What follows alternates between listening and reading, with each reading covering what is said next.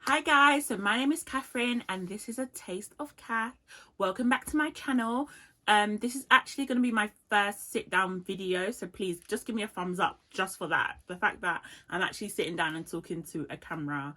I definitely think it's much easier to vlog because this is a whole thing. This is a whole thing, you know, setting up, getting lighting, things like that. Guys, please bear with me. It's my first one. I'm literally learning as I'm going. It's a matter of feeling the fear and doing it anyway. So that is me.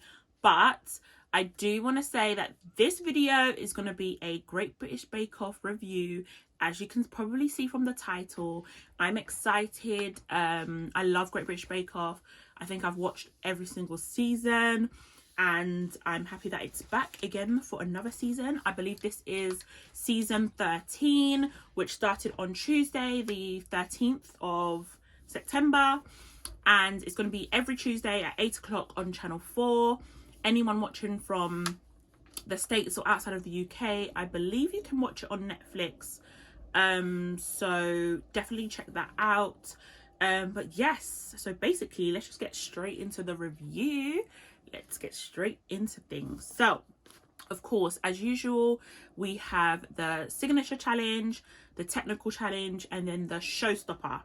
So for the signature challenge, they made mini cakes, which I think was a good choice. I mean, I think with the mini cakes, it's pretty simple. You just have to make, I think it was 12 identical cakes, which are mini, like small, not bite size, but maybe like 3 bite size. Able to have like 3 bites from it, which I think was good because you can always get an idea of people's backgrounds in terms of the flavors and ingredients they use. So of course, being the first week, you just want to really get to know the contestants, and this kind of challenge allows you to do that. For example, there was Sabira, who used pandan, I believe, in her signature cake, and being, you know, known as the vanilla of Asia, so you already know that she's got like an Asian background. I think she said that she's from Malaysia, so I'm sure we're gonna get a lot of exciting flavors from her. So she's definitely one to watch. She kind of reminds me of Kim Joy from the previous season, who actually won, right? Yeah, who won season 12. So yeah, I mean, it's always good to use unique flavors, stand outside of the crowd, that kind of thing. So I think that she could be one to watch out for, definitely. And then we have Maxi, who I love because she doesn't really get any of their jokes. When the hosts, so Matt and Noel, were like trying to joke with her, she didn't really get them. she came across a bit awkward. I think she's just nervous. Nerves will do that to you. You just won't really know what you're doing, what you're saying. You're just focusing on, let me get a good job, let me do a good job and not go home first. And Noel were like trying to joke with her, she didn't really get them. she came across a bit awkward. I think she's just nervous. Nerves will do that to you. You just won't really know what you're doing, what you're saying. You're just focusing on, let me get a good job, let me do a good job and not go home first. But I think she'll be funny. She'll be funny. And I think Rebs will probably be like the nation's sweetheart. Like, she seems so cool, like calm, collected, like, you know, that kind of thing. So yeah, there's definitely a good mix of people, definitely some good characters. And yeah, I think the people's mini cakes came out really neat, really nice. I liked Kevin's, I believe. I can't remember what flavors he used, but I remember liking Kevin's, and I like Rebs as well. So yeah, I think, yeah, there's going to be good competition this year, definitely. On to the technical challenge. So the technical challenge was a red velvet cake, which again, I think was a great choice. This was Paul's choice this week, and he chose a red velvet cake. Really nice. I liked Kevin's, I believe. I can't remember what flavors he used, but I remember liking Kevin's, and I like Rebs as well. So yeah, I think, yeah, there's gonna be good competition this year, definitely. Now, on to the technical challenge. So the technical challenge was a red velvet cake, which again, I think was a great choice. This was Paul's choice this week, and he chose a red velvet cake, which worked out well. I think that red velvet is not necessarily tricky to get, but I think it is like a favorite, you know, a family favorite. I think most people love red velvet cake, and it's not just a glorified chocolate cake as people say.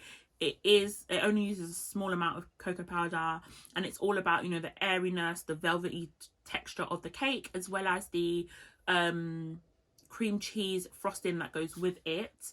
Obviously that is best accompanied with, but you know, I know some people use just like white chocolate buttercream or other buttercream, but I mean ideally cream cheese frosting, which is what of course they used on the show. So yeah, I think it was Sabira that won that challenge. Yes, Sabira won that challenge. Honestly, I think she was a clear winner. Hers had like the most height. She had the layers of the cream cheese, the lightly crumbed lightly crumbed circumference of the cake, which was great. And I think Sandro came second. I can't remember who came last, but it might have been Will or someone. I can't remember exactly, but I think overall people did okay, but I don't think anyone did like terribly, which is surprising because sometimes those technical challenges people can come out really terribly, but I don't think anyone did terribly. I just think it was a few bits here and there that wasn't done, but most people, the cake was actually cooked. They actually had the frosting, they actually had the crumb, they knew what they were baking. So that's always a good start. I think it's just, you know, it's just warming people up to the tent basically. So yes. And then the last challenge, the showstopper, was a cake in the shape of a childhood home, which I think is great again because in the first episode you're always trying to understand the contestants, know who they are, what their background is, and just get a feel for them. So, you know, it allows them to tell a story about themselves. You know, I grew up in this house, I grew up in this country, we migrated into the UK. I think we heard that from Abdul, we heard that from Marsham, I think, I can't remember her name, I think it's Marsham, but she's the youngest contestant, which I think she was actually really nervous about. You could tell that she had this kind of nervous energy, but I think she'll be great. But I think she needs to like forget this imposter syndrome and just go in for it, and she'll actually do really well.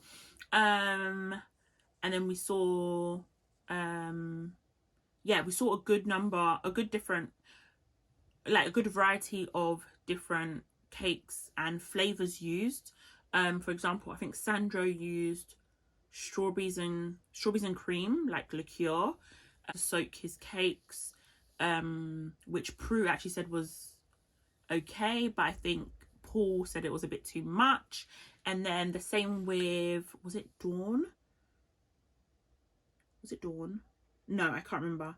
I can't remember if it was Dawn or someone else, but she had a coffee cake and that was a bit too much on the coffee. And I think that's the thing with cake, sometimes you don't know when it's too much or not enough. You really want the flavor to come through, but you don't want it to come through like to overpower other flavors. Rebs had a Pina Colada cake, which I think was a great flavor, and I think her house was quite neat. It was quite good.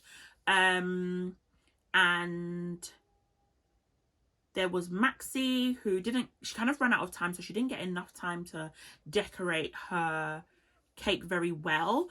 But as Great British Bake Off is, it's always about the flavors. I always say this, like, even if your cake is terrible, if it tastes good, then you're definitely in for a chance to, you know, make it to the next week. So it's always good to focus on your flavors, even if you run out of time with decoration and things. And I think that was a prime example. They loved Maxi's cake. She used like a crumble and berry compote in the middle of her layers, which I think both Prue and Paul said they had not seen before, and they both loved it. So, you know, it's always good to put yourself out there, do different things, kind of put yourself ahead of the crowd even before you know, even at the beginning of the journey in the tent.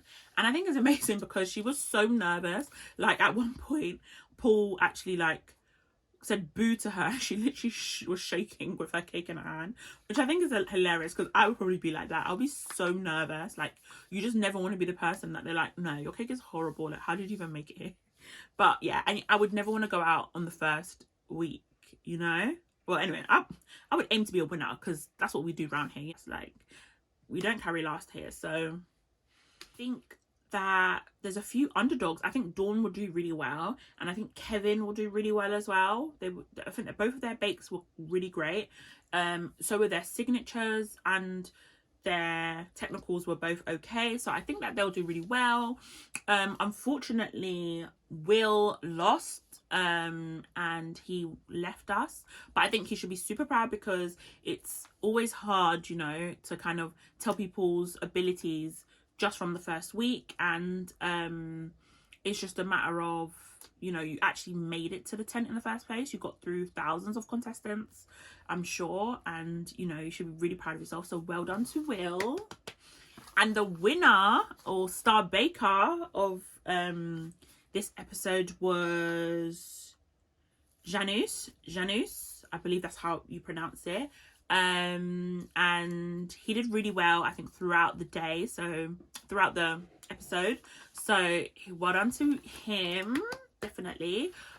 But I'm really excited to see, you know, others for the next few weeks.